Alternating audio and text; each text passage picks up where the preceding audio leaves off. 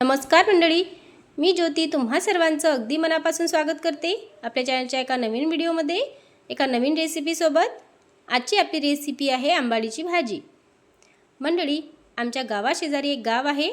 त्या गावामध्ये सोनाजी महाराजांचं खूप मोठं मंदिर आहे आणि दिवाळीनंतर त्या गावामध्ये एक मोठी अशी यात्रा भरते आणि त्या यात्रेमध्ये पहिल्या दिवशी खूप मोठा असा भंडारा असतो आणि त्या भंडाऱ्यामध्ये उडदाच्या डाळीचं वरण, ही आंबाडीची भाजी आणि ज्वारीची भाकरी असं जेवण असते आणि त्यामधली जी आंबाडीची भाजी आहे ती मला खूप जास्त आवडते आणि म्हणूनच ह्या आंबाडीच्या भाजीची रेसिपी मी तुमच्यासोबत आज शेअर करणार आहे।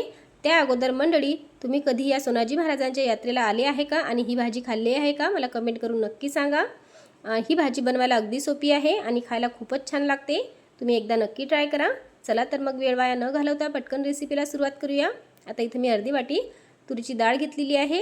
आता इथं तुम्ही तुरीच्या डाळीऐवजी मुगाच्या डाळीचा सुद्धा वापर करू शकता, पण मी तुरीच्या डाळीमध्ये ही भाजी बनवणार आहे। अर्धी वाटी तुरीची डाळ मी स्वच्छ धुवून घेतलेली आहे 2 ते 3 पाण्याने।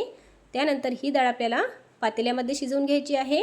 आता इथे तुम्ही कुकरला जर ही डाळ शिजवली तर खूप जास्त प्रमाणात शिजली जाते। आपल्याला थोडी कमी शिजलेली डाळ हवी आहे, त्यामुळे मी ही पातेल्यातच शिजवून घेते।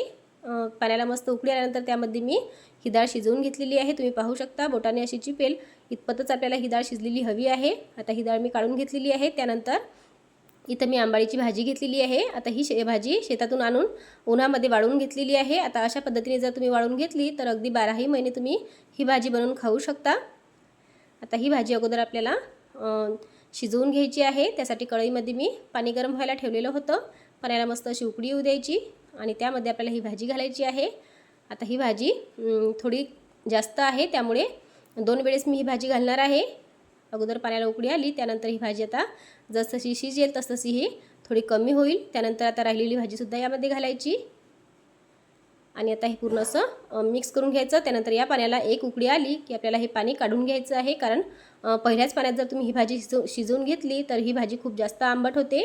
त्यामुळे मी हे पाणी काढून घेतलेलं आहे आणि नंतर यामध्ये आणखी गरम पाणी घालायचं आहे।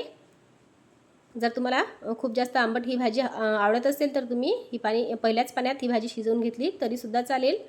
मी हे एक पाणी काढून घेतलेलं आहे। त्यानंतर दुसरं गरम पाणी घालून या पाण्यामध्ये आपल्याला ही भाजी मस्त अशी शिजवून घ्यायची आहे।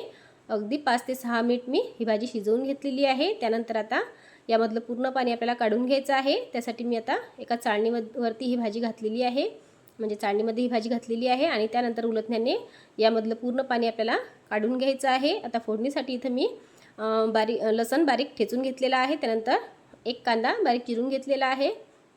आता आपण फोडणी देऊया। त्यासाठी कढईमध्ये 4-5 चम्मच तेल घातलं, त्यामध्ये 1 चम्मच जिरं घालायचं आहे, छान तडतडू द्यायचं। त्यानंतर त्यामध्ये ठेचलेला लसूण घालायचा आहे आणि लसूण मस्त परतून घ्यायचा। त्यानंतर त्यामध्ये आपल्याला कांदा घालायचा आहे आणि कांदा थोडासा नरम होईपर्यंतच आपल्याला परतून घ्यायचा आहे, खूप जास्त वेळ लालसर अजिबात होऊ द्यायचा नाही। त्यानंतर त्यामध्ये लाल तिखट घालायचं आहे। इथे मी 2 चम्मच लाल तिखट घातलेला आहे। लाल तिखट तुम्ही तुमच्या आवडीनुसार कमी जास्त करू शकता। त्यानंतर त्यामध्ये अर्धा चम्मच हळद घालायची आणि आता हे व्यवस्थित असं परतून घ्यायचं आहे। त्यानंतर आता यामध्ये चवीनुसार मीठ घालायचं आहे आणि परत एकदा पूर्ण असं मिक्स करून घ्यायचं आहे आणि यामध्ये आपल्याला अगोदर आपण जी तूर डाळ शिजवून घेतलेली आहे ती तूर डाळ घालायची आहे आणि यामध्ये व्यवस्थित अशी अगोदर मिक्स करून घ्यायची। त्यानंतर आता यामध्ये आपल्याला शिजवून घेतलेली आंबाडीची भाजी घालायची आहे। आता अशी व्यवस्थित आपल्याला व्हिडिओमध्ये दाखवल्याप्रमाणे अशी सुटसुटीत करून यामध्ये घालायची आहे। तुम्ही पाहू शकता अगदी मोकळी करून मी अशी यामध्ये घातलेली आहे। त्यानंतर आता आपल्याला हे पूर्ण असं मिक्स करून घ्यायचं आहे। ही भाजी या डाळीमध्ये व्यवस्थित अशी मिक्स करून घ्यायची आणि मिक्स करून घेतल्यानंतर अगदी 2 ते 3 मिनिट आपल्याला ही मंद गॅसवरती ही भाजी परतून घ्यायची आहे। आता आपण डाळही शिजवून घेतलेली आहे आणि भाजीही शिजवून घेतलेली आहे, त्यामुळे खूप जास्त वेळ परतण्याची अजिबात गरज पडत नाही। अगदी 2 मिनिट मी ही भाजी परतून घेतलेली आहे। नंतर गॅस बंद करायचा आणि तुम्ही पाहू शकता मंडळी, खूप मस्त गरमागरम अशी आपली आंबाडीची भाजी तयार झालेली आहे। ही भाजी खायला खूप छान लागते, बनवायला तेवढीच सोपी आहे। गरमागरम ज्वारीच्या भाकरीसोबत तर एकच नंबर लागते ही भाजी। तर मंडळी, तुमच्या घरीसुद्धा अशी वाळवलेली आंबाडीची भाजी असेल तर माझ्या या पद्धतीने तुम्ही ही भाजी एकदा नक्की बनवून बघा आणि तुम्हाला माझी आजची ही रेसिपी कशी वाटली मला कमेंट करून नक्की सांगा।